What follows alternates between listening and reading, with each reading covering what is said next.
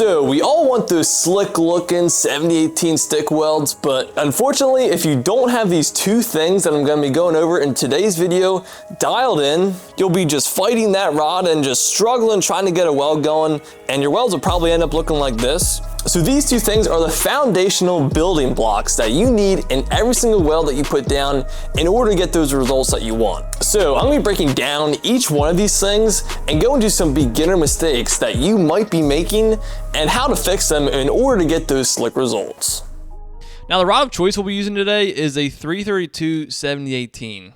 Now with other types of rods, they all have their own set of quirks, but today we're just going to be focusing on this rod. Also, the joint scenario we'll be welding today is a horizontal T-joint. And each scenario and position has its own set of challenges too, but don't worry because we'll be going over those in future videos. So the first thing we're going to be going over here to get you the slick welds is setting your amps. To set this to the right amount of amps for your scenario, there's a couple variables here. The first one is your rod type and size. Now, if you're a beginner and have no idea where to start, some machines have a chart on them to give you a ballpark range for each rod type and size. But if yours doesn't have one, here's the chart I found on my welder that you can reference if you need. So the second variable here is actually what you're welding. So this would be like the joint scenario, position, and material thickness. So in general, when you're setting your amps, hotter is usually better and runs better. But you don't want to go crazy hot with this because if you set your amps too hot, you'll notice the arc is really aggressive and it might cause some undercut and you'll see more spatter and the puddle will be just harder to control. But on the other hand, if you set your amps too low, your rod will be sticking more and it'll just be really hard to get the rod going. And if you do get it going, it'll be hard to get that puddle established and the arc might cut out more easily. So for this instance, where I'm welding with a 332 7018 rod and I'm welding a horizontal T-joint, I'm going to set my amps a little bit more on the hotter side at 90 amps since I'm not really fighting gravity as much here. So once you have your amps set on the machine, the second thing here is technique. Now technique is broken up into three things. The first here is rod angle. So rod angle is how much your rod is tilted up or down or side to side to the joint you're welding. Now, as far as rod angle goes for this scenario, I'm going to be tilting my rod down slightly less than 45 degrees into the joint to fight gravity some and avoid undercutting the vertical piece of metal. I'm also going to be tilting it forward in the direction that I'm traveling to have a drag angle with this to keep that flux that's going to be burning off floating behind my weld puddle. So this is what it should look like when you're welding. Now here are some extreme examples of bad rod angle. So here you can see my rod angle is too high, where I'm almost pointing this rod straight down and I'm undercutting the heck out of this joint.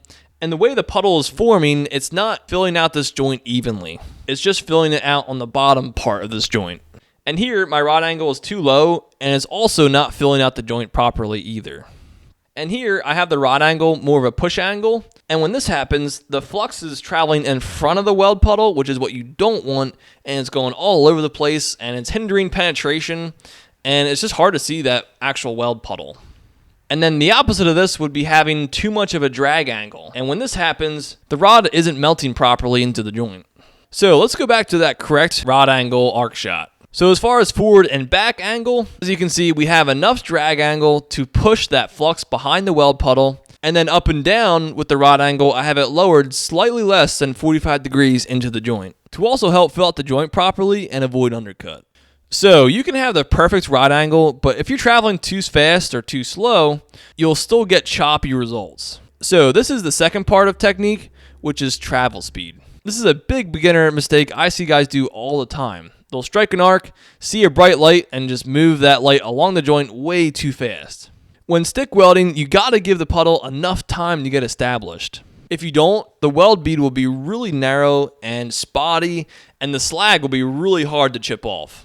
So the opposite of moving too fast is moving too slow. And when that happens, the puddle starts getting really big, the joint starts getting overfilled, and the flux starts getting out of hand and going all over the place. So there's a happy medium there, but I like to err on the side of traveling a little bit slower than too fast. So you could have the perfect rod angle and traveling at the right speed, but if your arc length isn't right, you will still be fighting that puddle. So the last part of technique here is correct arc length. Now, arc length is the distance between the end of the rod burning and the base metal. Now, having too long of an arc length, you'll get undercut and be fighting to get that puddle established and really struggle to keep it consistent. But on the other hand, if you have too short of an arc length, you're going to be stuffing that puddle too much with the rod, and it's just going to be too much for it, and it won't want to get established or flow right. But in general, you normally want a tight arc length to avoid undercut, fill out the joint properly, and give you more control over the puddle, which will give you better results. So a bonus tip with technique here is sometimes, depending on the joint scenario and how gravity is affecting the puddle, you might need a little movement of the rod to fill out the joint easier and to get better results. And also with stick welding, it's going to be harder to keep that stick rod perfectly still. And on this particular T-joint, you can see my rod is moving very slightly up and down. And part of that is just me being a little bit shaky, but doing this a little bit can help you not be as shaky and can actually help fill this joint better for a good weld profile. Now, like I said before, this movement and the amount of movement might change depending on the joint scenario and is strictly determined by the puddle and what it needs. So watching the puddle is going to be your top priority here because you're always going to be course correcting to what it needs on the fly. So as you can see, technique and heat are the foundational things that you need in order to create the weld you want.